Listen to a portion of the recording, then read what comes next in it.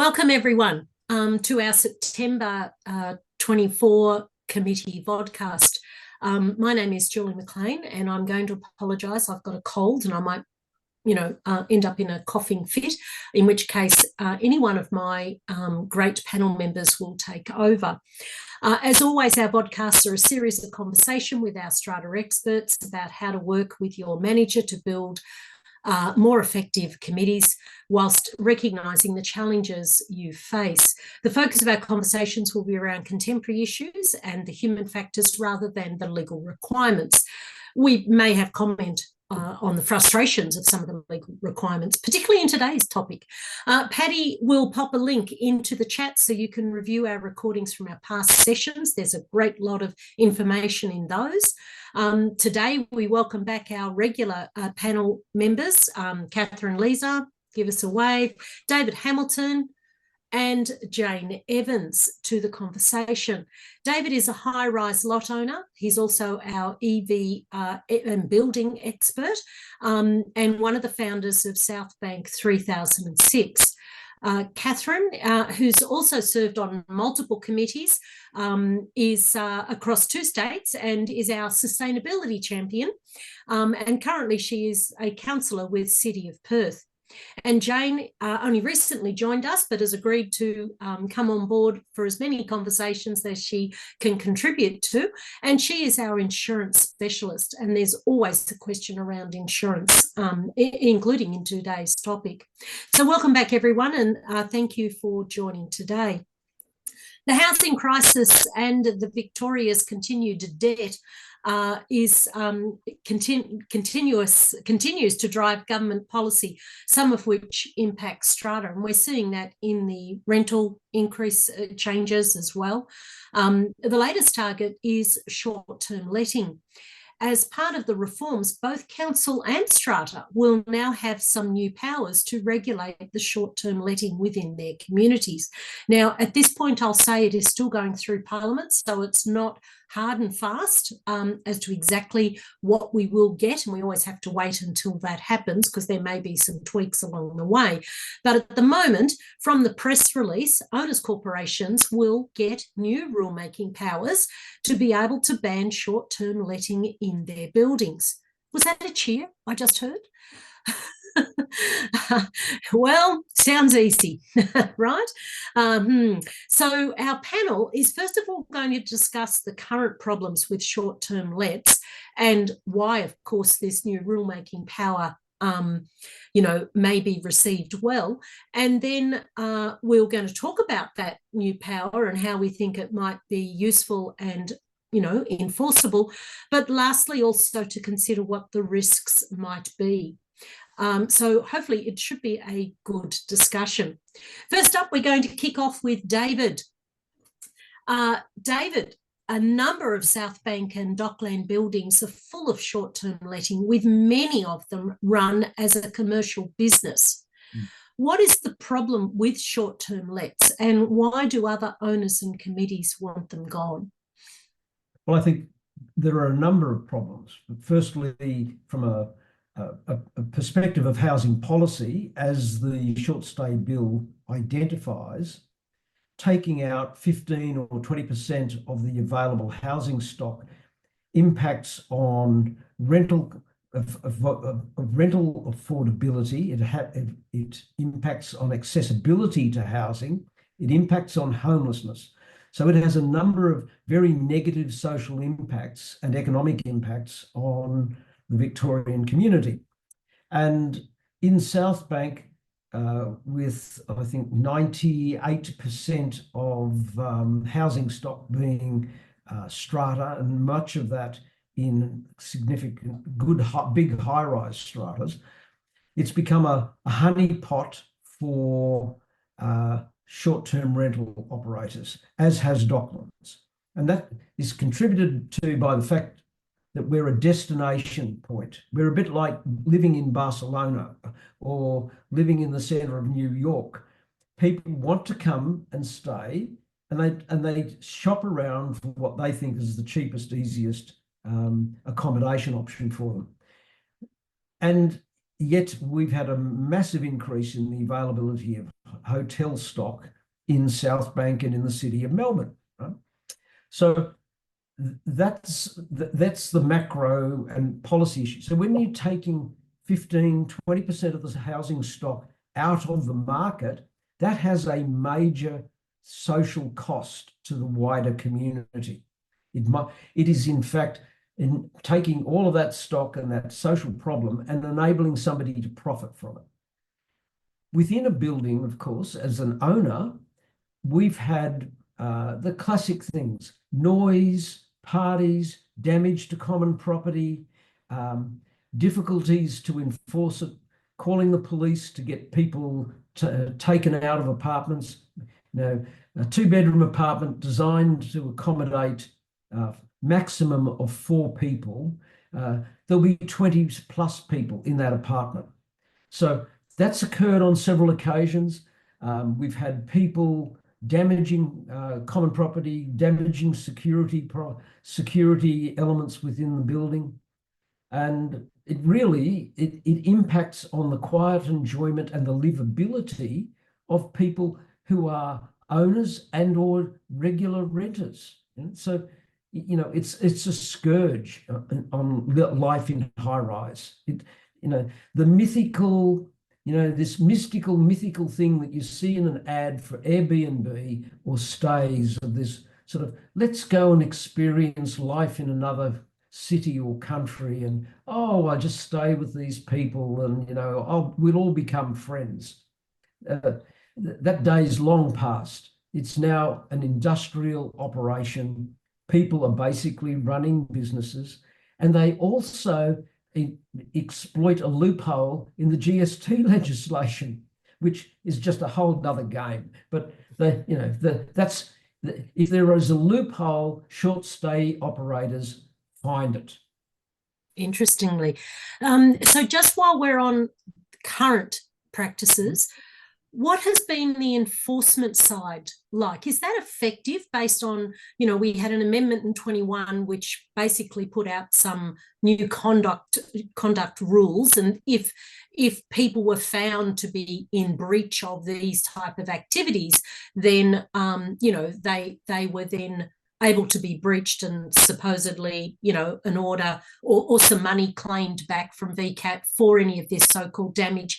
Has that been effective? Are you aware of how any of that has worked? I think the number of cases you can count on the fingers of one hand. And this is a bit like, I'm going to go to VCAT. Well, but this is Saturday night. There are then it just keeps going on and on. By the time you get to VCAT, it's take a ticket and stand in a queue, and then eventually you might get dealt with. And at that point in time, the damage is in the past. This is not dealing with the life and the livability of people in the here and now. It might be 6 months after the event, during which time the same short stay operator continues to operate and profit. Yeah, and the fine, as you say, is just business as usual. It's not enough to make them change. The fine from memory is about $1,000. Well, they've made that in the weekend. So, exactly. it's the cost of doing business. Yeah. So, Catherine, you've been previously, most recently now you're in WA, but you've also been in New South Wales. Is this something that is just Victorian, or were you experiencing this no matter where you've lived and or owned? It's everywhere, Julie, sadly. It's everywhere. And, it didn't matter whether I was in Sydney, whether I'm in Perth. I've been in multiple buildings in the last 10 years. It's all a problem everywhere. Just to add to what David said, I think the equity issue about all of the owners having to pay for damage to common property has been not talked through very well, because there is a lot of damage that happens. There's a lot of usage that happens. Somebody drops a glass in a pool, the pool has to get pumped out. All the owners are paying for that, not the short-term rental person. So that equity issue worries me. And the other thing that worries me a lot is the fire safety. So, you know, we are generally talking about class 2 buildings, what they call class 2 buildings, which is apartment buildings. They are have very different fire safety to a hotel, for instance. They have smaller corridors. The corridors aren't wider. They don't have multiple exit points. There's a whole lot of differences between hotels and apartment buildings. And that worries me very, very much. And that's why hotels are licensed. And, you know, and this is just a disruptive industry that's popped up. And sadly, it's next door to all of us. I think the damage issue, you know, even when we have been able to identify who the person was, where they have come from, we've had owners of the apartment who've rented it and then it's been on rented. Then we go to recover the costs from them, and they say, well, we're not paying it. It wasn't our tenant. And so it becomes a cycle through OC levy fees and so forth. It's just, it is really just a very, very difficult and it was just a thing that emerged and got this sort of magical status. It was like, you know, it's a wonderful thing, you know, this young person's got a spare bedroom and they've got somebody coming from overseas and they'll stay in it and they'll show them the local neighborhood. It was this myth. That myth, it is a myth. Yeah. So, Jane, I'm sure this is not news to you about the short-term letting, but what is, from the insurance perspective now, through that lens, we're hearing lots of damage, you know, potential claims, could be malicious damage. We're seeing we've got overcrowding. We've now got perhaps breach of occupancy permits. What have you seen so far about the impact and how the insurer has responded? Are they aware of it? Do they care? Are they asking, you know, questions, probing when they go for renewal about whether short-term letting is occurring, or what's the status quo at the moment? At the moment, I don't think they're asking. If there is a large scale, you know, some of the apartment buildings will have like a hotel operation in them, and that will need to be declared because that's a large commercial operation. When the trouble with Airbnb is that all of these owners have purchased these, and this will just be fully residential, you know, and it's not known who is then leasing their units out. So it's not necessarily declared at the moment, and insurers have not really chased it down. You'd really need to look at the kind of losses. And as listening to David and Catherine, in fact, Catherine mentioning the difference between a hotel being licensed, it does make me think about, you know, if there was a fire and the strata manager has a list of owners and you would sort of have an idea of who's in the building and is everyone out. You know, hotels would also probably have an idea. They would have access to the rooms and whatever, and they would have an idea of if people are there and who they are, the identity. And it probably hasn't been tested yet to have maybe a large fire loss where it was occupied by unknown people, and the lot owner perhaps doesn't know either if there was 20 people there. So that does present a problem that probably hasn't really come to the surface yet because we haven't had one. And what happens in the insurance world is that they are, because this is where we're looking at whether with these changes, whether the conditions will be improved for insurance. At the moment, they're not asking. If you start improving the conditions or reducing the amount of short-term letting in buildings, the insurers might be slow to give any compensation in the premium. But of course, when there is a large loss, and then they're very quick to react. So they're very slow to maybe give you some money back in the premium, but they're very quick to rate things harshly once you've had a situation happen. So yeah, so you sort of suggesting there that a large claim comes from something, say Yeah. it's the fire and it's found that, yes, people were injured or tragically lost their life, but it was as a result of overcrowding or whatever, and the owners corporation had the ability to regulate the short-term letting, or which was caused by this, let's say, and hadn't done anything about it. Are you sort of indicating that the insurer would expect that you did do all you could to regulate it? Well, I don't know if they necessarily go to the owners corporation. They may go to the lot owner themselves.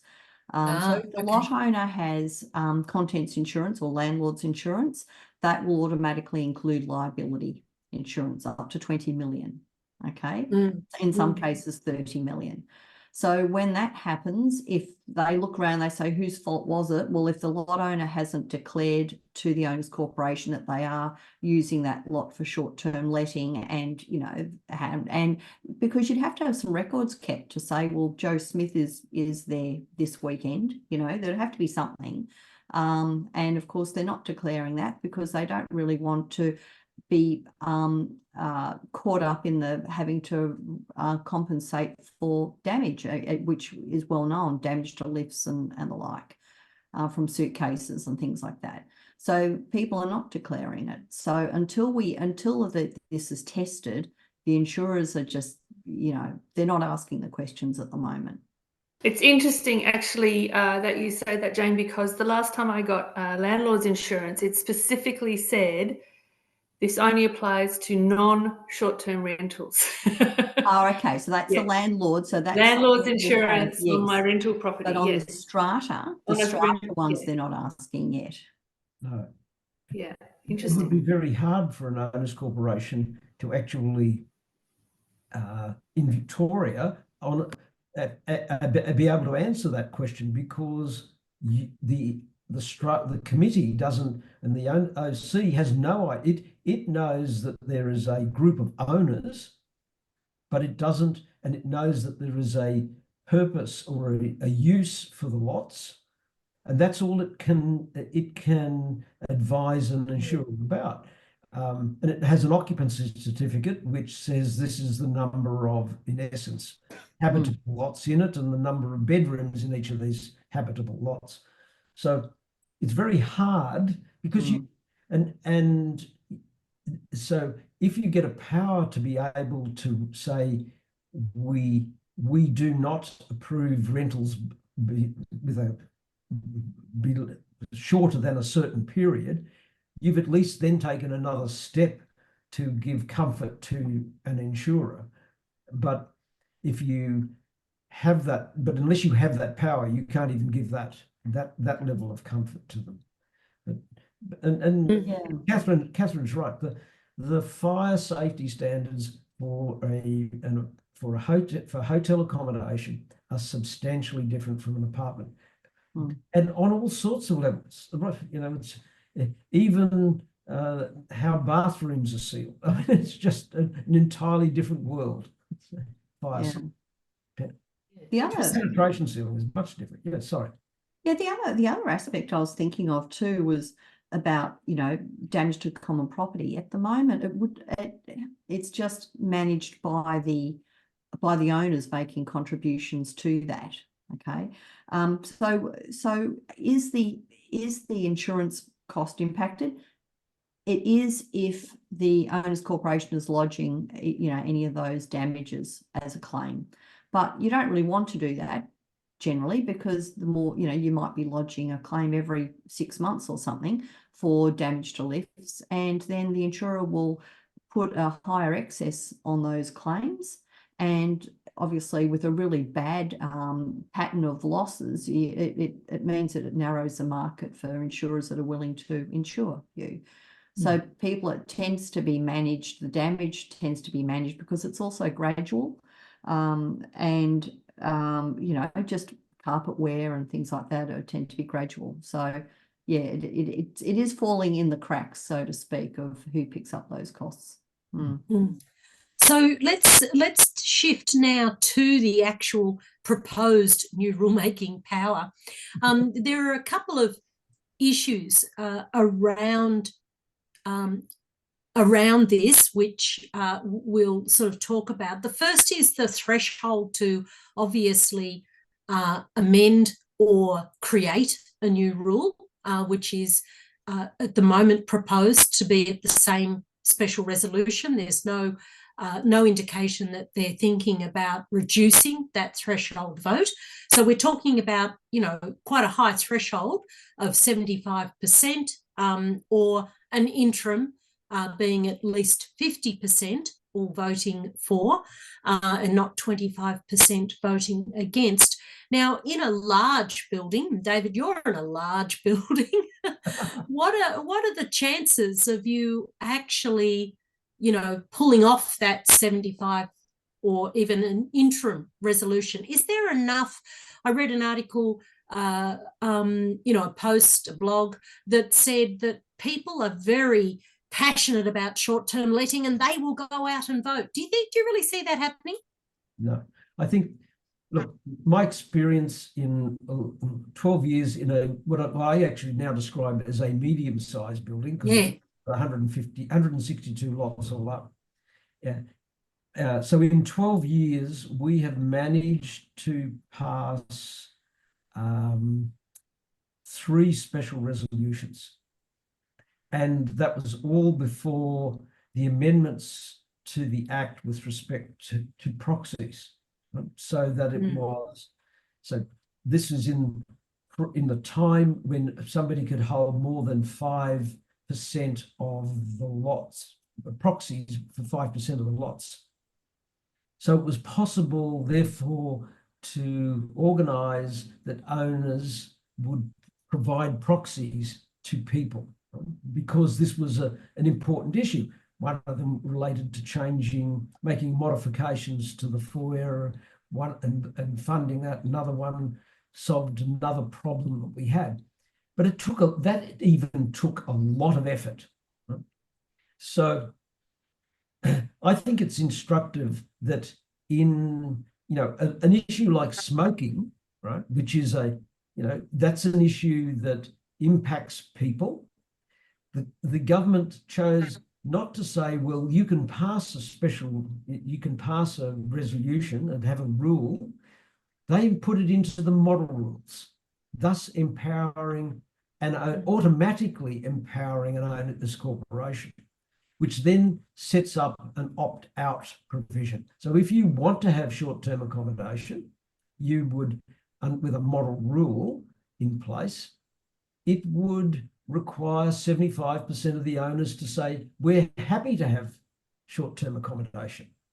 So I think it's it's really just a myth. Oh, if everybody's concerned about it, it's not just about a concern.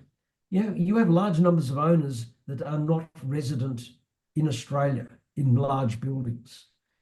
We've got buildings in South Bank with over 1,000 lots in them. Those lots, the majority of those lots are owned by people non-resident in Australia and who just rely on an agent because it's an investment for them. And they, in fact, are the people who are losing out on maximising the return on their revenue, because somebody is renting their apartment and then on renting it at a significant profit as a short term. But communicating, getting all that in place, that is a monumental task. That is, it's a Herculean sort of problem. And frankly, the model rules or reducing the hurdle to an ordinary resolution made by the owners corporation, because New South Wales has done that for sustainability. They reduced the hurdle from 75% to 50%. So there is a number of ways that government could draft this and deliver on its promise that it is going to enable owners corporations to have control. Without this change, owners corporations have no control of being able to do anything. One of the special resolutions we passed, ironically, was to try to have a minimum rental of 3 months. Well, that doesn't even pass the test in this new legislation. So, yeah. So interestingly, there are a number of buildings that already have, I'll call it bans on short-term letting, because they're the ones that have been subject to many legal cases, whereas where subsequently we found out that it was beyond power for an OC to ban short-term letting. So it is going to right that wrong, well, we're not sure, of course, that still may have to be tested. But so those buildings currently have a rule that where previously they'd been told that it was null and void may suddenly now be able to be enforced. But there are some interesting exemptions, or what I find quite interesting, one of which, is all to do with the person who is the lot owner and it's their principal place of residence, meaning that that is where they occupy. But the exemption they're allowing, of course, is if they want to just sublet their own, an extra bedroom that they've got. And that's probably fair enough because the person is supervised in some way. So maybe that's okay from our perspective. But the part that worries me is that they could be away overseas for 4 months, which is what was used in the description, 4 months, and that they would be able to let their apartment, the whole apartment, on short-term let for that 4 months, and they would be exempt. So from our perspective, you might have a rule that says it's banned, but it can't be banned if they're allowed to do it under legislation, up to some kind of period. So they can be the principal place of residence, still live elsewhere, and still have short-term letting. So I find that is going to make whatever your rules are, and so it does tell you that you definitely need to get legal advice and have the rule properly drafted to cover you off on all of this. But it's going to make enforcement, even if enforcement was effective, it's going to be very difficult because how are we going to know the difference between a short-term person who is in a principal place of residence compared to the short-term person who isn't? But so Catherine, I'll come back to Jane. Jane's the last question. Catherine, just thinking from a council perspective, because not only was the Strata able to introduce some kind of new rules, council here is being given some further powers to be able to, regulate, if you like, within that short-term industry itself. What, as a councillor now, just putting your councillor hat on, what sort of things would what would be in the interests of the council to regulate? The council's very clear on land uses. So full-time residential is one use and short-term rental is a different use. So from their point of view, they want to see any dwelling that is being used for short-term rental come with them for the DA application. That's what they want. So how the state government has dealt with that here, they've just introduced some new laws on the 1st of July where they've distinguished between hosted short-term rentals, and they will let people host in their own apartment or their own dwelling for up to 90 days a year. And then they have unhosted. And unhosted are going to be registered. They have to register on a register that is, it's being kept by the state government, and all local governments can go and check the register and see what properties are registered on there. But do they have the staff to go and check every single one and see if they've got a land use, the correct land use? No, they don't have that. So it's still up to us owners to be vigilant and to also ask the questions of the register as well. But one clever thing, just quickly, Julie, to say is the government here, along with that sort of stick idea, they've introduced a carrot, and they've given $10,000 for people to convert their short-term rental property to long-term rental, and that's a cash payment. And we are seeing some evidence that the vacancy has increased. The vacancy rate has increased here. So it's early days for all this because, as I said, it only came in on the 1st of July. But we are seeing some evidence that that's working. So, yeah, and the last thing I would say in WA, the threshold to ban short-term renting in bylaws is even higher than 75%. It's actually what they call a motion without dissent. So one person can say no. So it's so much worse. So it wouldn't get through. It would never get through. Yeah. So they're dealing with it through this mechanism through the government. Yeah. Oh, interesting. So here we have Mornington Peninsula, who was the first council to bring in a local bylaw to try and regulate what was, and this is a few years ago now, regulate the short-term letting. It didn't flow into Strata, but it was applicable to, for them, it was more about the houses that were all being used. And they were driven by the complaints that they were receiving about, in particular, noise and rubbish and all that sort of stuff being, you know, left all around. And having a look at their, so they made it that lot owners have to register, you know, through council if they're to use it for this. But the most important thing I thought in that registration was they have to put a contact number that allows them to attend the property within 2 hours. And I thought that was, you know, a really important part, which speaks to David's comment about impacting livability here and now. What are you going to do about it? And I would suggest that was a strong, you know, I would reduce it to an hour, maybe even 30 minutes. But, you know, that might be something that we might want to consider to incorporate in our rules for Strata on the basis if the council thought it was reasonable that they respond within a certain time. Then, you know, the person responsible for the property, that's probably not a bad idea. I think that's a good idea, Julie. One last thing I'd just like to say. I think the best opportunity any of us have of getting these bylaws in place is when the building is first built.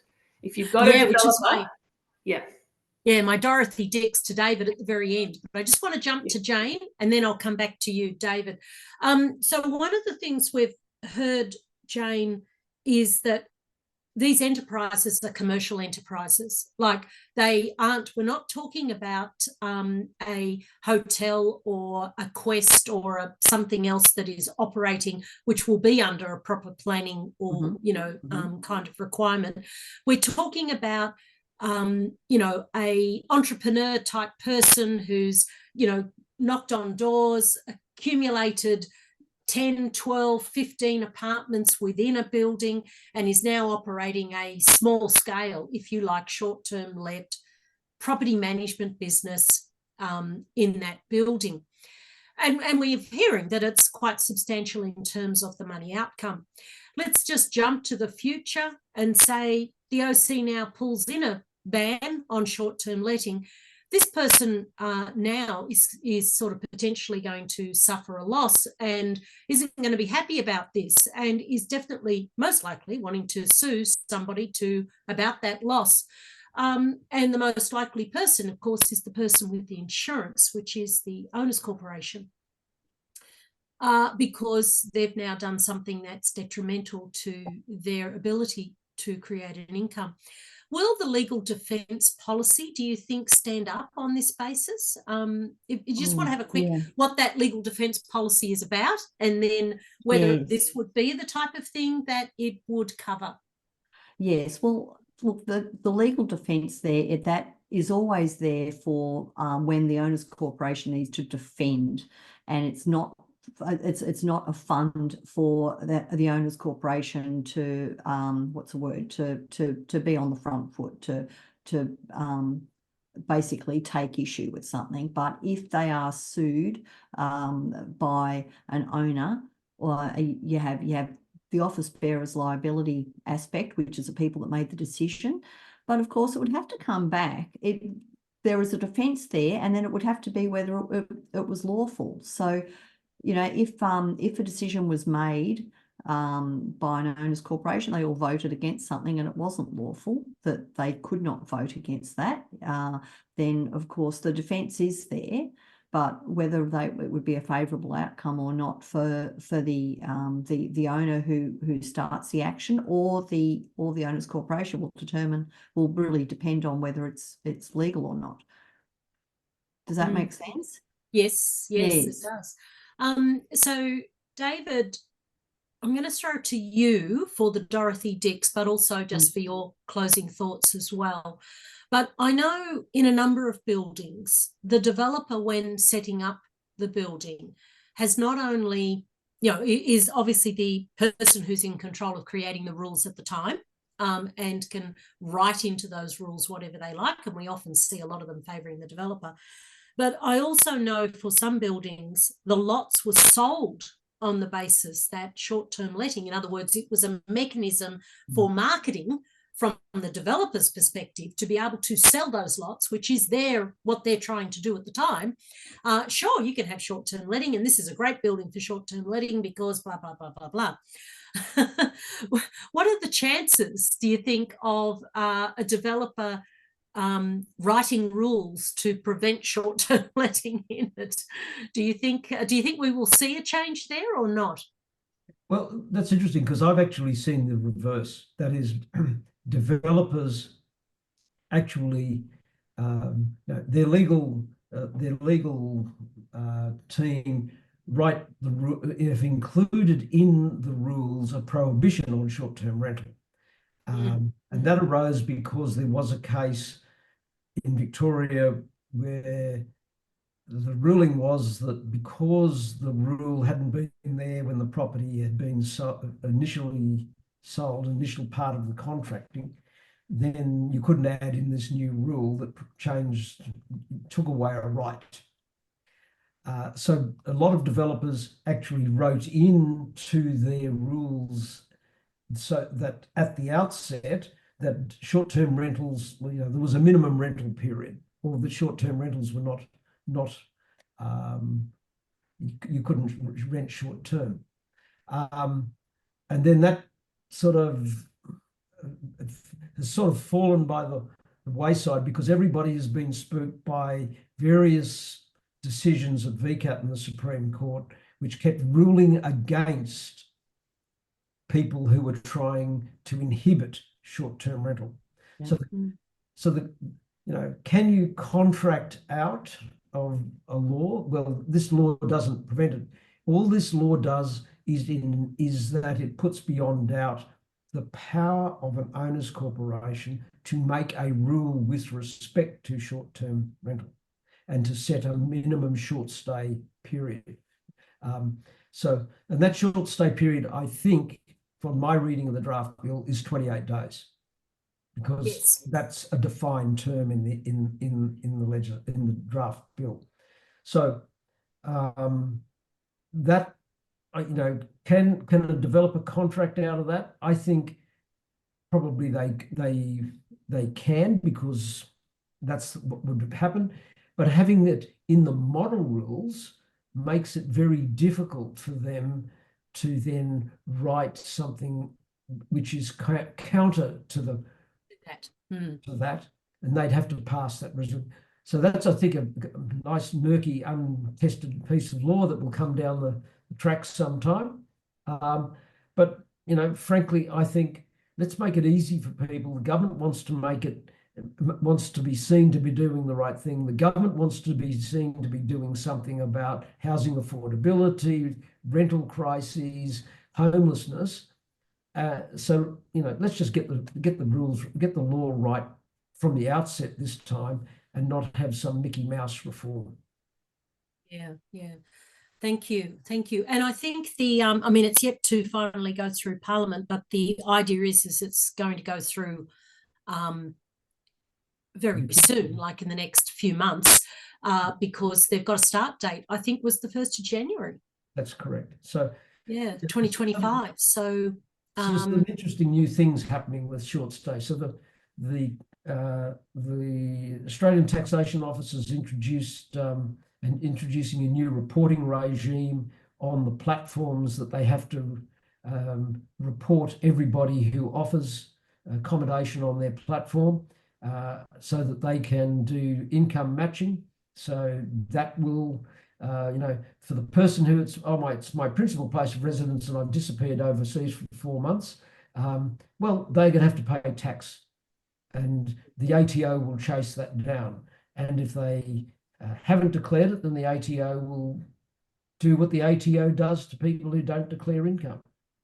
So then we've got a series of states taking some action as well. So maybe it's time for the sort of this fringe little industry to be brought within the mainstream, just as reputable hotel operators do and have been for years. So, you know, this I always describe it as this romantic dream of this person who is providing a host in their local city so you can come to enjoy what life is like in Melbourne when you live in Perth. I agree, David, and I think we're such a different culture. I think it's about, you know, just the expectations up front. If I'm a residential owner and I buy into a residential building, I expect a residential lifestyle. If I'm a short-term rental owner and I buy into a short-term rental building, that's fine. I don't have a problem with it in that respect at all. It's just when the mixes happen and nobody's clear on who's doing what. That's where we've got all this problem. So to be fair to the people who are renting short-term rentals, we don't have a problem with you. We just want you to do it in one place where everyone knows you're doing it. Yeah. Excellent. Well, that's all we have time for today. We've gone slightly over, but it's a very good conversation. And of course, it's a conversation that's not over because I'm sure we'll come back to this once we get some finalised legislation and also perhaps a bit of data from the ATO, as you say, on that data matching and how that might flow out. And of course, we'll see the reaction from, we're starting to see Airbnb and stays and those people becoming very, very loud in the media. So we'll see whether anything happens between now and the final. Well, I would urge all SCA members, all people on this vodcast to be writing to their local member right now, encouraging that a model rule is required. Yes. And it's written into the model rules in the regulations as soon as the Act is given royal assent. Because that will enable the government to fulfil its lofty ambition, and I think you're right if I find the quote, that it's giving local communities the ability to respond to local concerns. But because without that measure, there is no ability to respond to a local concern. That's true. And can I just add one more thing? I was just thinking when I spoke before, the legal defence costs question was a good one, because when there is a claim and, you know, someone has approached or made a claim against the owners corporation for not having, you know, honoured them or to looked after their interests the right way, then it's really up to, like, when lawyers are giving advice, they have to look and say, is this something that we can win? Okay. So they're going to look at it, and if people have made decisions that they shouldn't have made, or, you know, voted against something and they didn't have the power to put that in place, then no lawyer is going to go in there and fight for you, you know, to win that. So the owners corporation, anytime there is any threat of legal action, you really need to get all your information together, put that to your insurer and say, this is the situation, what do you need from us? Because don't expect that those legal costs will automatically be granted to you. And we did have a case some years ago where you know, people had assumed that the legal costs would be granted and they ran up a really big bill, but the insurer would never have accepted it in the first place because it wasn't a winnable case. Yeah. Okay. Good advice. Good advice. Well, thank you. Thank you to our panel. Great conversation. Thank you to our audience, everyone who came to listen. Make sure you come back next month, and we'll have something that's very, at the moment, there is just so much going on in Strata that we're just, you know, literally every week there is some new hot topic to talk about. So I'm not going to commit for the moment what our topic will be for next month, because there's just so much happening, and we'll pick something that is really relevant at the time. So watch the social media for what that topic will be. Thanks again, panel. Thanks, Patty. Thanks, everyone. And we'll see you next month. Bye for now. Bye-bye.